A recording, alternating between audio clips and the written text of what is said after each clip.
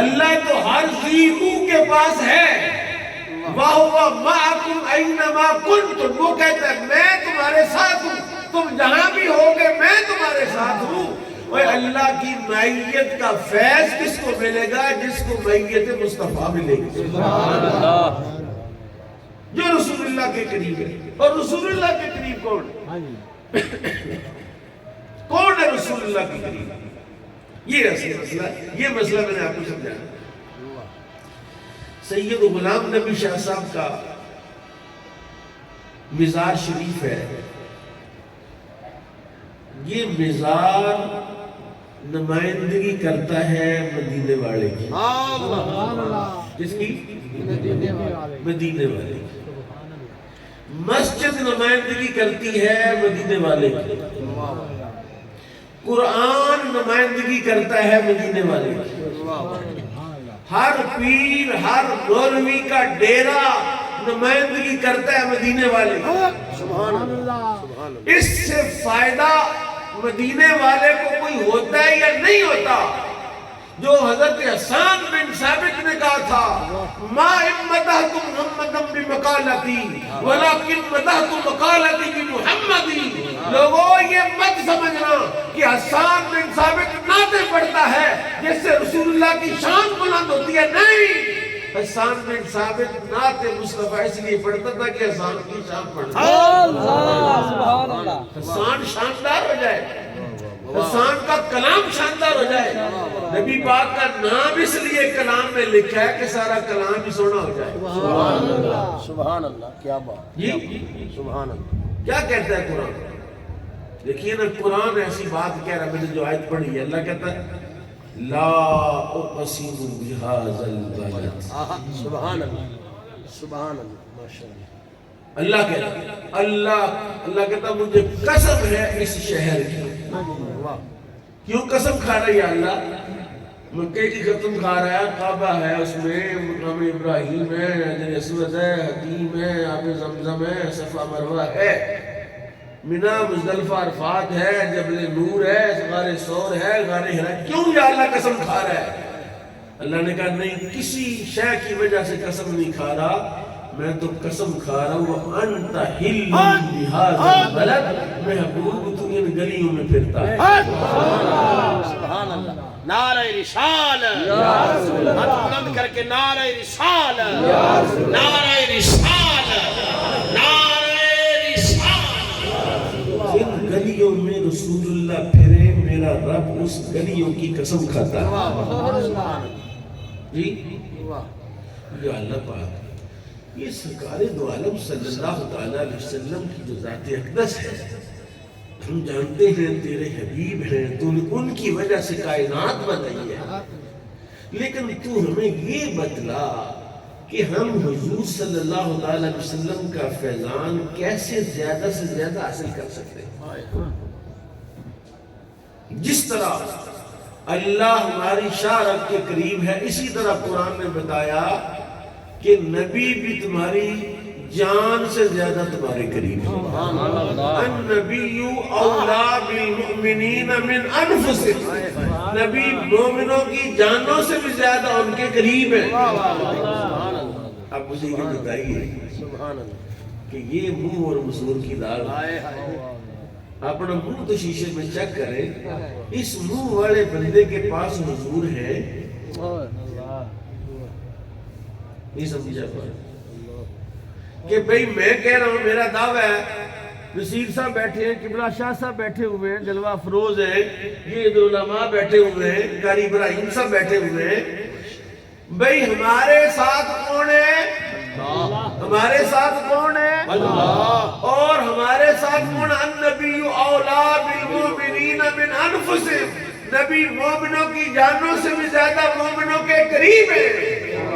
میرے بھائی, جس کے پاس اللہ بھی ہو, جس کے پاس رسول اللہ بھی ہو, کائنات کا سب سے امیر آدمی وہ ہے. سبحان اللہ. کوٹھی بنگلہ مکان گاڑی ضروری نہیں. غازی علم الدین شہید کے پاس کون تھے؟ کتنی پراپرٹی کا مالک ہے, لیکن حب مصطفیٰ ایسی کہ حضور پر اپنی جان قربان کرتا. حضرت بلال حبشی کے پاس کیا دولت ہے؟ کون سی دولت ہے کہ کعبہ کی چھت پر چڑھ کر پوچھتے حضور اذان کدھر کو منہ کر کے منہ فرمایا میری طرف منہ کر کے۔ میری گفتگو کا جو مدعا ہے وہ یہ ہے کہ سارا کچھ حضور کی وجہ سے۔ یہ بات اگر آپ کو سمجھ آ جائے، آپ جناب آدم سے لے کر جناب عیسیٰ تک سارے نبیوں کو پڑھیں، قرآن پڑھیں، آپ حضرت آدم سے لے کر آج تک جتنے انسان ہیں یا امت مصطفیٰ کے جتنے افراد ہیں، جتنے اولیاء اسلاف ہیں، صوفی ہیں، صحابہ ہیں، تابعین ہیں، ہر اس شخص کی شان اتنی ہی بلند ہے جتنا وہ مصطفیٰ کے ساتھ جڑا ہوا ہے، جتنا حضور سے جڑا ہوا ہے۔ تو ہم حضور سے جڑنا چاہتے ہیں یا رسول اللہ آپ سے جڑنا چاہتے ہیں؟ کوئی کہتا مدینے جائیں گے تو جڑیں گے،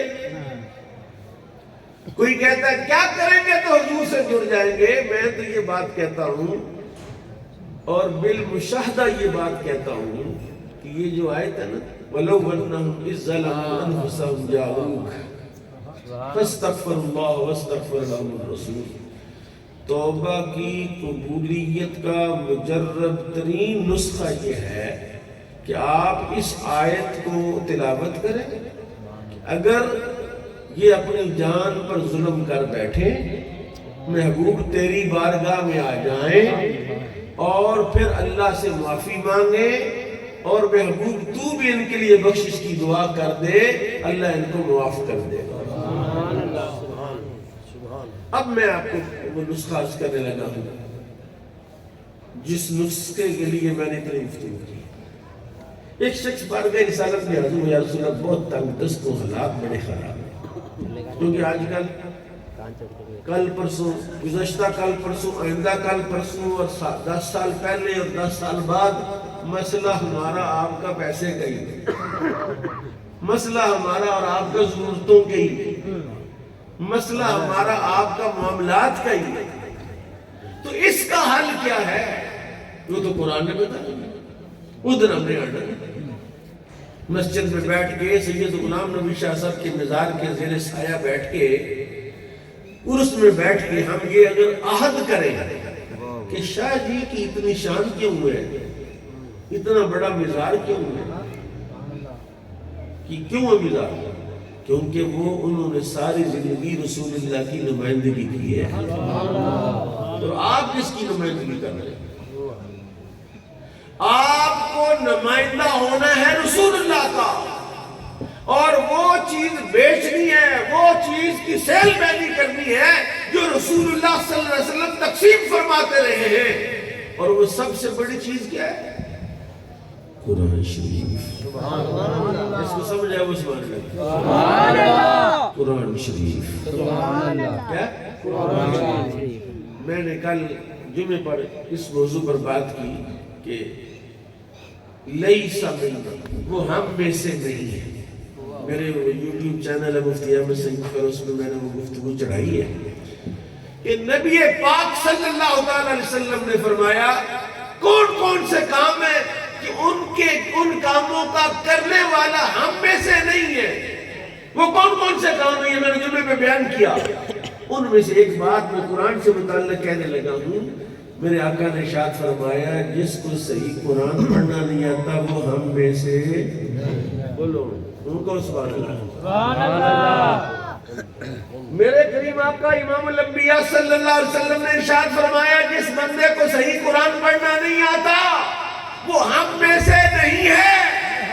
یا رسول اللہ، سارے گاؤں کو، سارے شہر کو، سارے ضلع کو، سارے صوبے کو، سارے ملک کو قرآن پڑھنا نہیں آتا اور سب کچھ پڑھنا آتا ہے تو کیا کریں؟ فرمایا پریشان بھی تو اسی وجہ سے ہیں۔ آج قرآن پڑھنا سیکھنا شروع کر دیں، اللہ ساری ضرورتیں سبحان اللہ سبحان اللہ۔ یہ نعرے لگے جاؤ کہ قرآن شریف آتا تو کہ یعنی ایک آیت پڑھی۔ رات کو میں ایک میٹنگ میں تھا لاہور میں، اس کی صرف ایک جملہ میں کہوں گا کہ ایک بندے نے 7 گھنٹے کا اجلاس کیا، 7 گھنٹے کا، پورے پاکستان کے چوٹی کے علماء سامنے بیٹھے تھے. اس بندے نے 7 گھنٹے میں تقریباً 2 پارے قرآن کی تلاوت کی اور ان میں مسائل بیان کیے. مولوی انگلیاں دندہ چ دبا کے دیکھتے سی کہ یہ ہے فوجی تے قرآن کتنا سونا پڑ گیا. پھر اس سے اگلی بات بھی سن لینا کہ میں یہ سارا غلام نبی شاہ صاحب رحمۃ اللہ علیہ کی مزار شریف کی برکات سے عرض کرنے لگا. میرے آقا نے ارشاد فرمایا ان اللہ یرفع بہذا الکتاب اقواما ویدع بہ آخرین. اللہ نے اس قرآن کے ذریعے قوموں کو عروج عطا فرمایا. تو آپ اگر جناب کو حضور سے محبت کس کس کے ساتھ حضور ہاتھ کھڑا کرو ذرا, جن نال حضور نے وہ ہاتھ کھڑا کرو نا تے ہاتھ اونچا کرو. تواڈے ہاتھ نوں کیڑا کوئی فالج ہونے لگا ہے؟ سرکار دے نام تے ہاتھ اونچا کرنا. وعدہ کرو ہاتھ چوک کے ہاتھ تھلے نہیں کرنے. اسی روز کم از کم ایک رکوع قرآن دا ضرور پڑھا. نہیں انشاءاللہ نہیں کہنا, ایک جملہ کہنا میرے نال کہ انشاءاللہ ہم روزانہ ایک رکوع قرآن کا کم از کم ضرور پڑھیں گے. بولے یہ جملہ انشاءاللہ ہم روزانہ ایک رکوع قرآن کریم ضرور پڑھیں گے. اور میں جناب فاروق اعظم کی بات عرض کرتا ہوں کہ آپ کی خدمت میں ایک بندہ آتا تھا مانگنے کے لیے, روز آ جاتا. روز آپ نے فرمایا ہے روز منگنی ہے کہ حضور کی کرا, نوکری تو لب دی کوئی نہیں, کاروبار ہے کوئی نہیں. فرمایا جا قرآن پڑھ جا. سبحان اللہ. 6 ماہ گزر گئے, سال گزر گیا, 2 سال گزر, بندہ نظر نہیں آیا. 2 سال کے بعد سرے رائے بندہ مل گیا. اب کدھر چلا گیا تھی, نظر نہیں آتا. اس نے کہا حضور آپ ہی تو کام لگایا. کہا کیا ہوا؟ کہ آپ نے کہا جا قرآن پڑھ. میں نے قرآن پڑھنا شروع کیا. قرآن نے عمر فاروق کے دروازے سے مجھے بے نیاز کر دیا. قرآن نے مجھے کہا اب فاروق اعظم کے دروازے پر جانے کی ضرورت نہیں ہے کیونکہ تو قرآن پڑھتا ہے. اور میرے آقا نے ارشاد فرمایا, رب تعالیٰ فرماتا ہے, اللہ قرآن میں فرماتا ہے, میرے آقا حدیث میں فرماتے ہیں, جو چاہتا ہے رب سے ملاقات کرے, جو چاہتا ہے رب سے گفتگو اور کلام کرے, وہ قرآن پڑھے. کیا پڑھے؟ کیا پڑھے؟ سارے بندے نہیں بولے. کیا پڑھے؟ قرآن شریف کا نام تو اچھی بات نہ لو. کیا پڑھے؟ قرآن شریف. کیا پڑھے؟ اور آپ کو قرآن کا معنی آتا ہے؟ قرآن کا معنی کیا؟ قرآن کا معنی ہے جو زیادہ پڑھی جانے والی کتاب اس کو قرآن کہتے ہیں. پوری کائنات میں سب سے زیادہ پڑھی جانے والی کتاب قرآن ہے. اور اللہ بھی قرآن میں کہتا ہے لا اقسم بہذا البلد. اب سننا ذرا ایک اگلا نکتہ میں عرض کرنے لگا. مکی صورتیں جو مکے میں نازل ہیں, مدنی صورتیں, اور آپ رسول اللہ کے صحابہ کی فہرست نکال کے دیکھیں, گوگل ہی دیکھ لیں آپ. ہر بندے کے ہاتھ میں موبائل ہے, لیکن اس موبائل کے اندر انٹرنیٹ ہے, اس میں کائنات کی ساری گندی چیزوں کی ساری ایڈریس ان کو آتے ہیں, لیکن اسی موبائل میں جو قرآن اور دین اور شریعت ہے وہ ان کو نکالنی نہیں آتی. قرآن شریف لکھو. کیا لکھو؟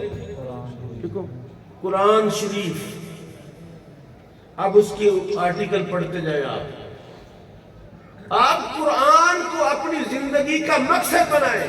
اور میں کیا کہنا چاہتا ہوں, میرے آقا نے مکے میں بھی قرآن پڑھایا, میرے آقا نے مدینے میں بھی قرآن پڑھایا, اور جس نے رسول اللہ سے قرآن پڑھ لیا زمانے کا امام بن گیا. قرآن پڑھتے ہیں, قرآن پڑھتے ہیں. پنجابی نے اور کنہ دے پیچھے لگے ہوئے, کنہ دے پیچھے لگے ہوئے. مرشد کامل بھی وہ ہے جو قرآن پڑھنا ہی سکھاتا ہے. قرآن کتاب انقلاب ہے. قرآن کیا ہے؟